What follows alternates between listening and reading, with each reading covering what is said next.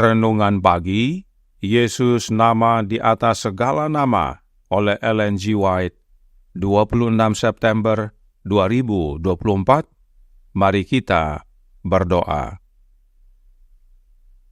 Bapa kami yang di sorga, Allah pencipta langit dan bumi, laut dan segala isinya, Allah yang maha besar, maha kuasa, sumber segalanya, yang kami sembah selalu melalui anak-Mu yang tunggal, Yesus Kristus. Terpujilah Yesus, anak Allah yang maha tinggi, yang adalah penebus, penolong, penghibur, pengantara kami. Pada pagi hari ini kami bersyukur boleh bangun dan berbakti, dan sebagaimana membaca dan mendengarkan nasihat firman-Mu, kiranya ini menjadi pembaharuan bagi kami semua, bahwa Yesus yang telah lama dijanjikan telah datang dan bahkan dapat hadir dalam hati kami oleh kehadiran Roh-Nya. Beserta kami sepanjang perbaktian ini kehendak-Mu yang jadi, ampun kami akan dosa dan salah, karena kami berdoa hanya dalam nama Anak Allah yang tunggal, Yesus Kristus, yang adalah Tuhan dan Juru Selamat kami. Amin. Renungan hari ini akan dibacakan oleh Ibu Merlin Mamentu. Kepada Ibu Merlin, kami persilahkan. Shalom, selamat pagi. Saya ucapkan kepada saudara-saudaraku yang terkasih, dimanapun saja kita berada. Bacaan renungan pagi kita pada pagi ini, tanggal 26 September tahun 2024, dengan judul yang telah lama dijanjikan. Ayat tema kita terdapat dalam Yohanes 1 ayat 26, yang berkata, Aku membaptis dengan air, tetapi di tengah-tengah kamu berdiri Dia yang tidak kamu kenal. Yohanes datang dalam roh dan kuasa Elia untuk melakukan pekerjaan seperti yang dilakukan Elia. Jika orang-orang Yahudi telah menerimanya, pekerjaan itu akan terlaksana bagi mereka. Namun, mereka tidak menerima pekabarannya. Bagi mereka, ia bukanlah Elia. Ia tidak dapat memenuhi bagi mereka misi yang ingin ia laksanakan. Banyak dari mereka yang berkumpul di sungai Yordan telah hadir pada saat pembaptisan Yesus. Tetapi tanda yang diberikan pada saat itu hanya nyata bagi sedikit di antara mereka. Selama bulan-bulan sebelum pelayanan Yohanes Pembaptis, banyak yang menolak untuk mengindahkan panggilan untuk bertobat. Dengan demikian, mereka telah mengeraskan hati mereka dan menggelapkan pemahaman mereka. Ketika sorga memberikan kesaksian tentang Yesus pada saat pembaptisannya, mereka tidak menyadarinya. Mata yang belum pernah diarahkan dalam iman kepada Dia yang tidak kelihatan tidak melihat pernyataan kemuliaan Allah. Telinga yang tidak pernah mendengarkan suaranya tidak mendengar kata-kata kesaksian.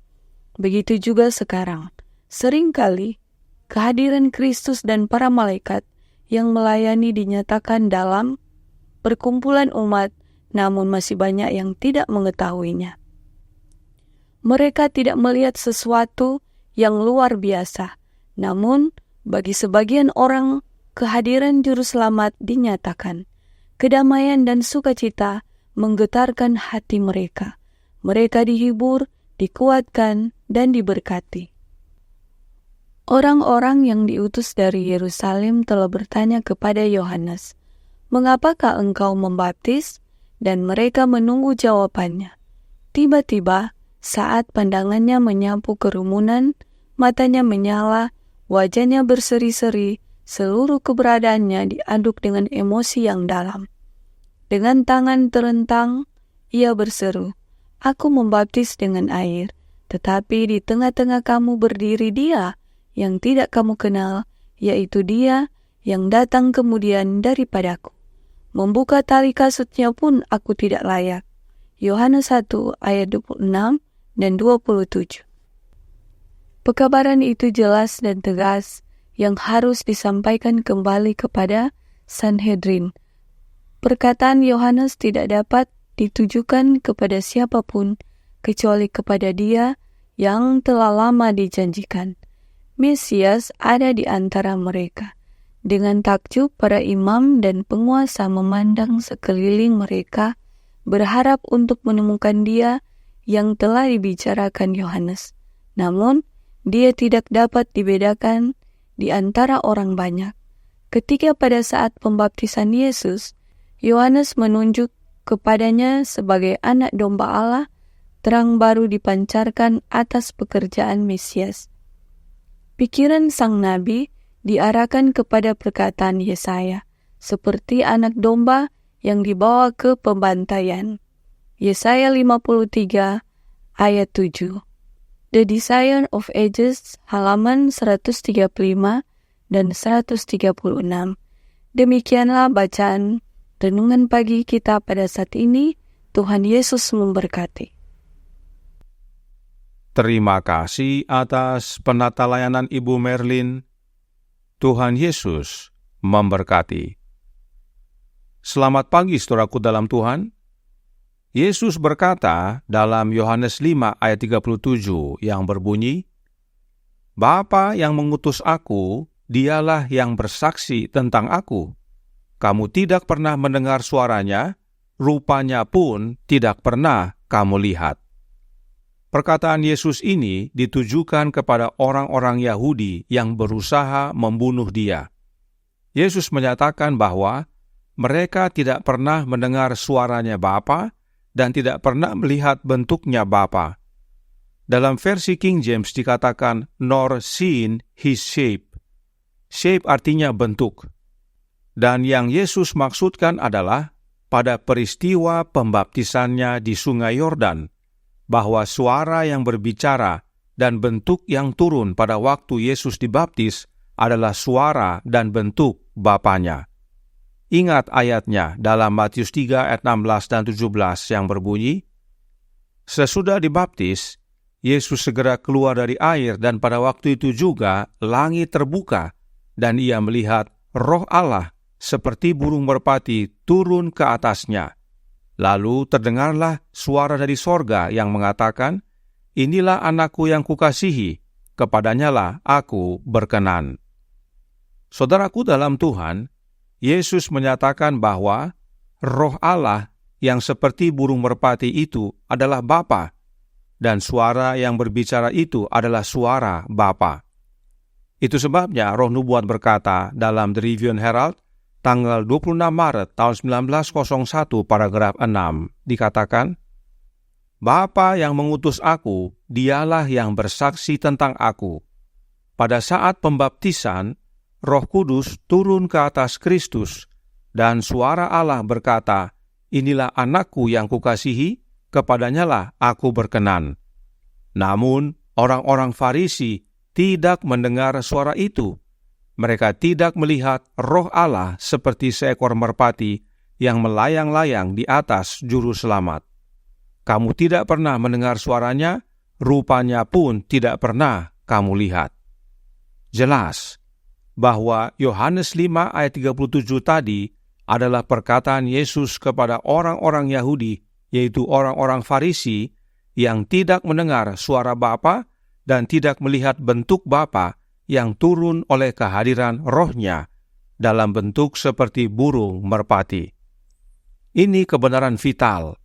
Ini bukti bahwa peristiwa pembaptisan Yesus bukanlah bukti adanya Trinitas. Oh tidak.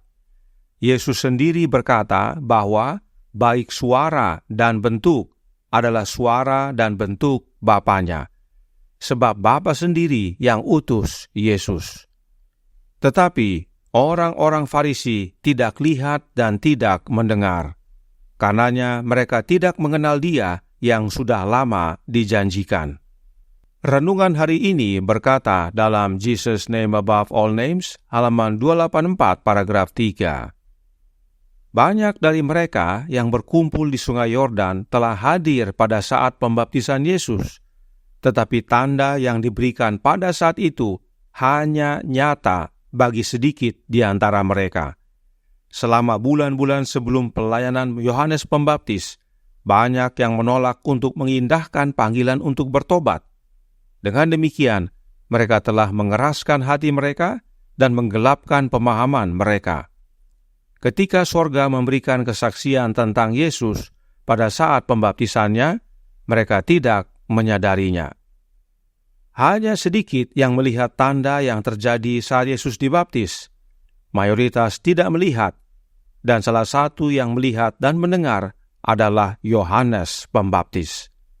The Youth Instructor tanggal 23 Juni tahun 1892 paragraf 4 berkata, Tuhan telah berjanji untuk memberikan Yohanes suatu tanda yang dengannya ia dapat mengetahui siapakah Mesias. Dan sekarang ketika Yesus keluar dari air, tanda yang dijanjikan itu diberikan. Karena ia melihat langit terbuka dan Roh Allah seperti seekor merpati emas yang dipoles, melayang-layang di atas kepala Kristus. Dan suatu suara datang dari sorga berkata, Inilah anakku yang kukasihi, kepadanyalah aku berkenan. Yohanes Pembaptis melihat rohnya Bapa yang turun dalam bentuk seperti burung merpati, dan Yohanes Pembaptis mendengar suara Bapa yang bersaksi tentang anaknya. Mengapa kebenaran ini harus kita ketahui dan pahami? Karena renungan hari ini berkata dalam Jesus Name Above All Names, halaman 284 paragraf 3. Ketika sorga memberikan kesaksian tentang Yesus pada saat pembaptisannya, mereka tidak menyadarinya. Mata yang belum pernah diarahkan dalam iman kepada Dia yang tidak kelihatan, tidak melihat pernyataan kemuliaan Allah. Telinga yang tidak pernah mendengarkan suaranya, tidak mendengar kata-kata kesaksian. Begitu juga sekarang. Seringkali kehadiran Kristus dan para malaikat yang melayani dinyatakan dalam perkumpulan umat, namun masih banyak yang tidak mengetahuinya. Mereka tidak melihat sesuatu yang luar biasa. Namun, bagi sebagian orang, kehadiran Juru Selamat dinyatakan. Kedamaian dan sukacita menggetarkan hati mereka. Mereka dihibur, dikuatkan, dan diberkati.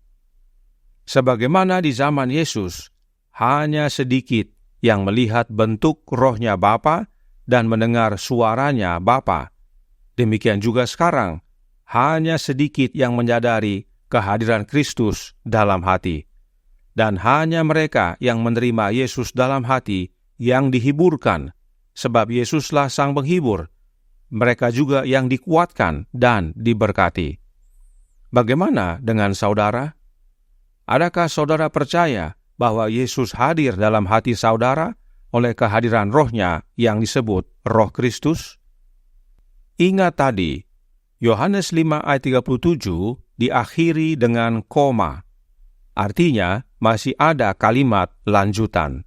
Mari kita baca dalam ayat 38 yang berkata, Dan firman-Nya tidak menetap di dalam dirimu, sebab kamu tidak percaya kepada Dia yang diutus-Nya. Inilah pentingnya percaya kepada Bapa yang mengutus anaknya dan percaya kepada anak yang Bapa utus. Sebab oleh demikian firman Allah, yaitu Yesus Kristus, anak Allah, menetap dalam diri kita. Bagaimana caranya? Oleh kehadiran rohnya Yesus. Dan kita tidak lagi hidup oleh daging, tetapi hidup oleh roh. Dahulu, orang Yahudi lama menantikan kedatangan Kristus secara fisik, dan waktu Yesus datang, mereka tidak mengenalnya, dan bahkan saat diperkenalkan, banyak yang menolak Yesus. Sekarang, Yesus telah datang. Oleh kehadiran rohnya, banyak juga yang tidak mengenal. Namun meski sudah dikabarkan bahwa Yesus datang oleh kehadiran rohnya, yaitu roh Kristus, banyak yang menolak. Mereka memilih roh yang lain yang bukan Yesus. Bagaimana dengan saudara? Kami berdoa agar saudara, sebagaimana Yohanes, percaya dan melihat, mengenal dan menerima oleh iman bahwa Yesus hadir dalam hati kita oleh kehadiran rohnya. Dan itu tidak perlu tunggu lama, sebab roh Kristus sudah dicurahkan dengan tidak terbatas. Bagian kita adalah adakah kita percaya dan buka hati kita agar Yesus masuk?